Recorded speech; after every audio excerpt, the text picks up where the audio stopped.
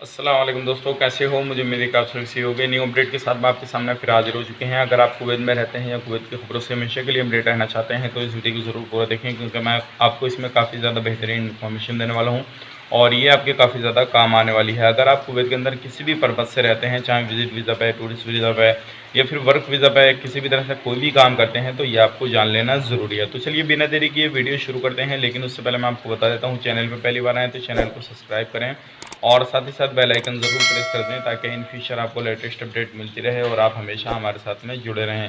तो सबसे पहले हम बात कर लेते हैं, जो लोग विजिट वीज़ा पे कुवैत के अंदर एंट्री किए हुए हैं, लेकिन उन लोगों का अगर अब कुवैत के अंदर जो है टूरिस्ट वीज़ा ख़त्म हो जाता है, उसके बाद में वो रुकते हैं, तो उन पे 10 KD पर डे का जुर्माना जो है वो पड़ेगा। और ये जो है चीज़ लागू हो चुकी है। अगर आप कुवैत के अंदर रहते हैं, जो महामारी के अंदर आ गए उनकी तो कोई बात नहीं है, उन पे किसी भी तरह का कोई भी फ़ाइन नहीं पड़ेगा, उनको ऑटोमेटिकली जो वीज़ा है वो एक्सचेंज कर दिए गए हैं, रिन्यूअल कर दिए गए हैं।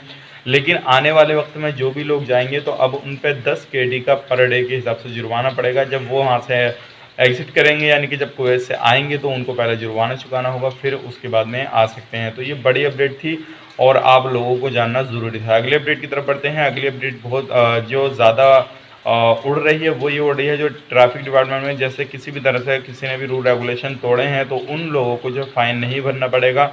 ये एक खबर काफ़ी ज़्यादा ज़ोर शोर पकड़ रही है।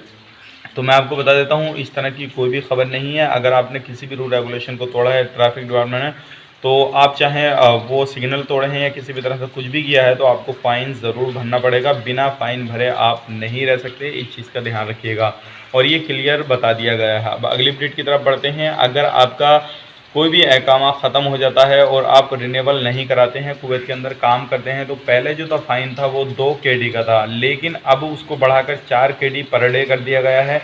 अगर आपका एकामा ख़त्म हो जाता है तो तुरंत आप रिन्यूअल करा दीजिएगा, नहीं तो आपको परेशानी आ सकती है और आपको जो है 4 KD पर डे के हिसाब से जो है फ़ाइन देना पड़ेगा। और ये जो है इम्पोर्टेंट न्यूज़ हो जाता है। अगर आप कुवैत के अंदर रहते हैं तो आपके लिए काफ़ी जो है नॉलेजेबल न्यूज़ हो जाता है, ताकि आपको मालूम हो सके और आप इन चीज़ों से बच सकें। अब बात करते हैं अगले अपडेट की तरफ।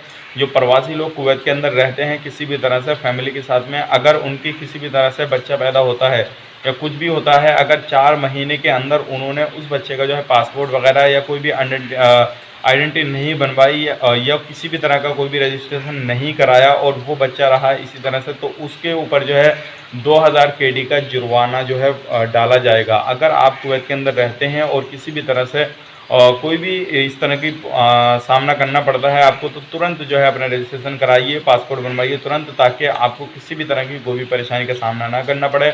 नहीं तो आपको तो है 2000 KD का जुर्माना तुरंत पे करना पड़ेगा।